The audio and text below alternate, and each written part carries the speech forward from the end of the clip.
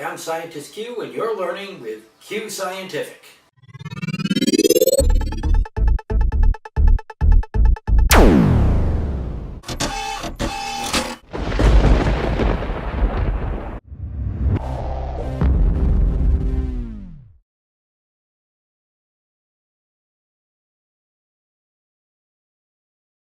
So, matter and chemistry. Matter, I'm sure you've learned. Everything is made out of matter, be it the floor, the air, your lunch, your eyeball, it's all made out of matter. But what is matter? Well, few people would probably answer with the 3 states of matter. Solid, liquid, and gas. Well, I looked just before I started this on the computer, and we are up to 16 states of matter.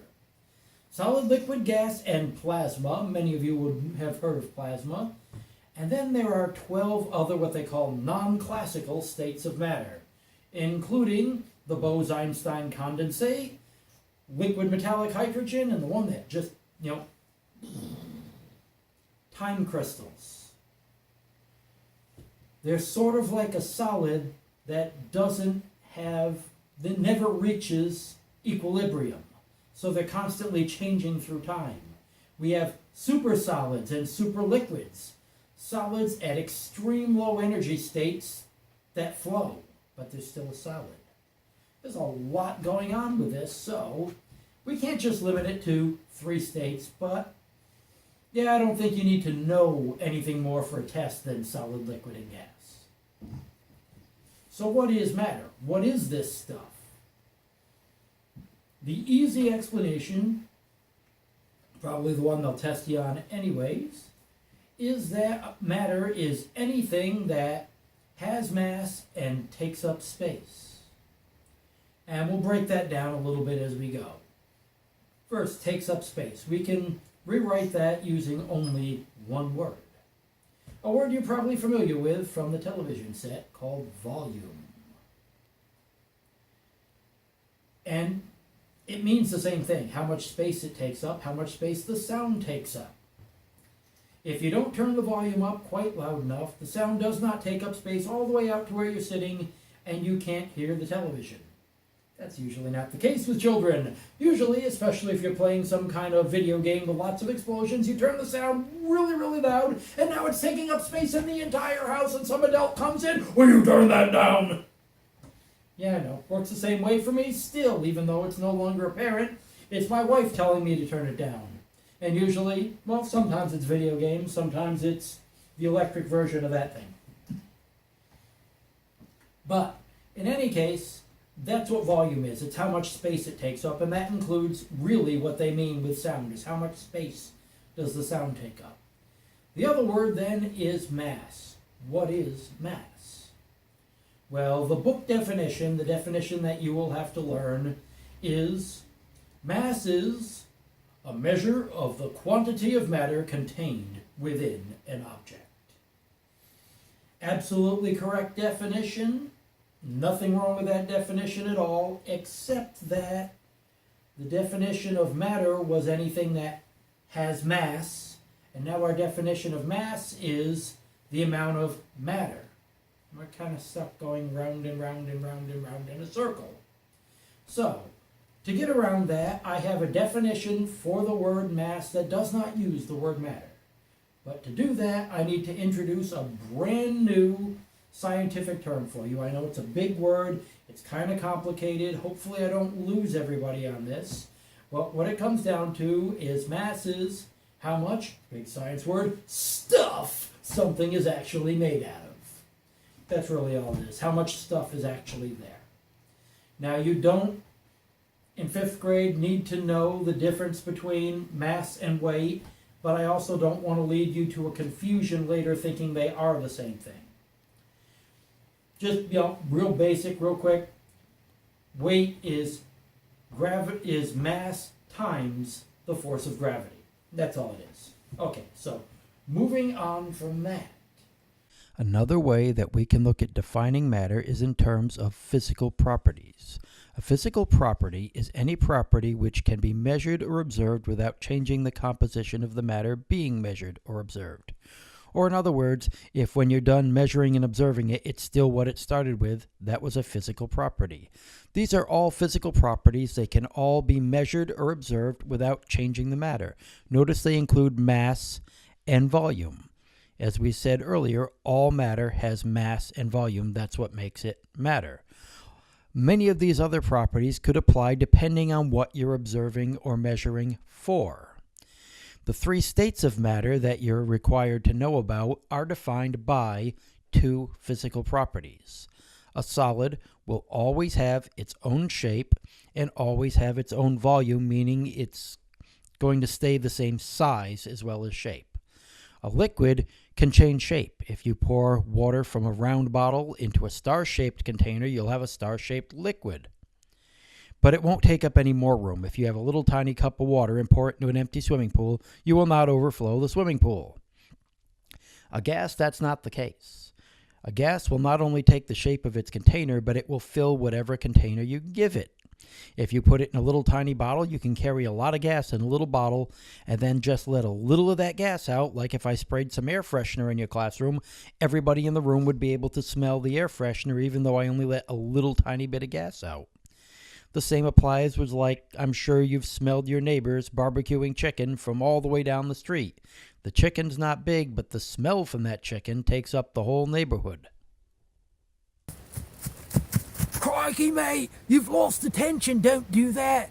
The old geezer with the bow tie might start singing, and we don't want that, trust me.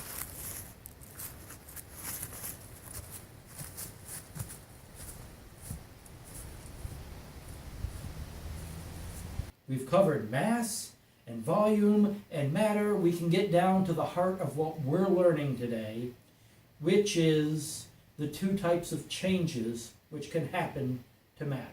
You can only change matter in two ways. There's a physical change or a chemical change.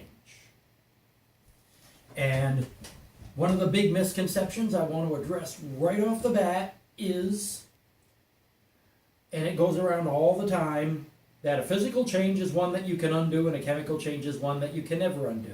Bam! Thanks for playing. Totally false in both cases. There are plenty of physical changes that are very permanent. For example, we'll say that scientist Q was a mad scientist. Gee, there's a stretch.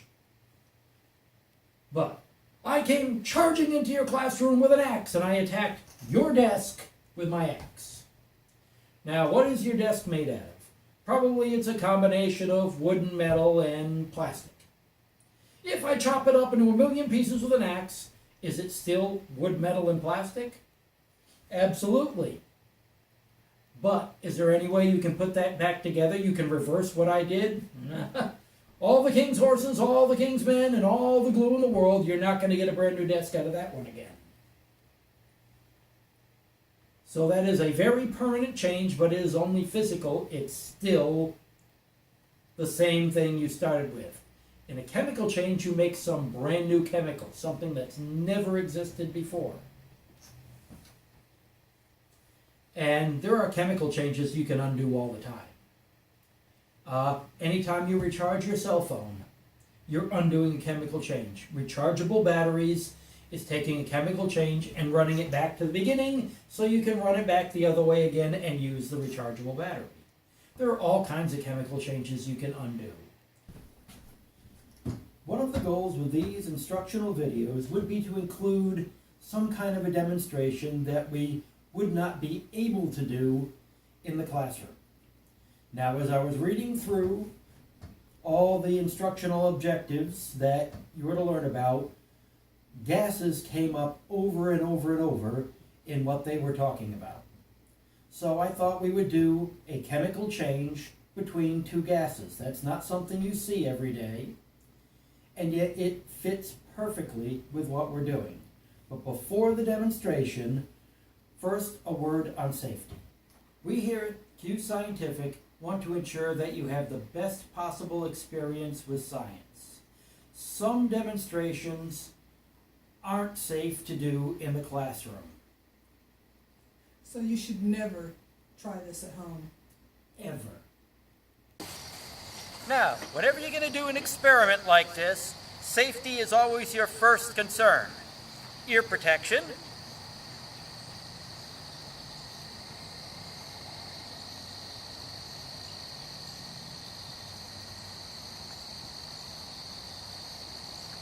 and eye protection.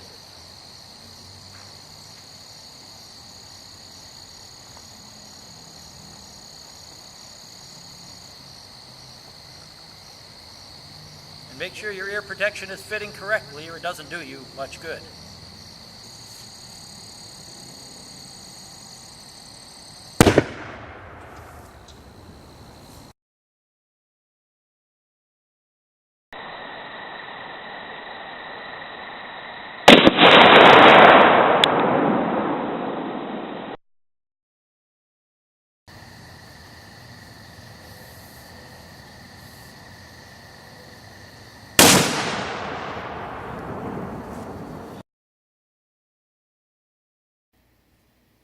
So, chemical changes and physical changes.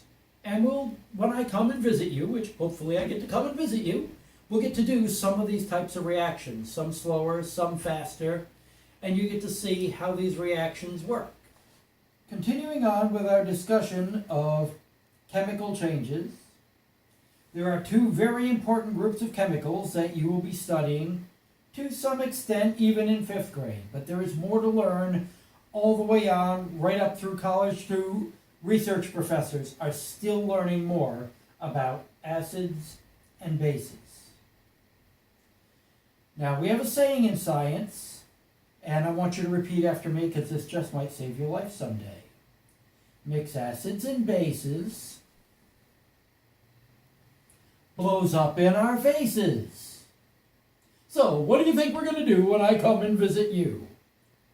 Yes, of course we are. We're going to mix acids and bases, but don't worry, it will be safe. Sorry to disappoint those who wanted it to explode everywhere, but as I said before the demonstration, if it's not safe, I don't do it in a classroom. But acids and bases are opposites on what's called the pH scale. Here's a question comes off all kinds of standardized tests. Spell pH. Here are your choices. You know, like all those standardized tests, it's pick A, B, C, or D.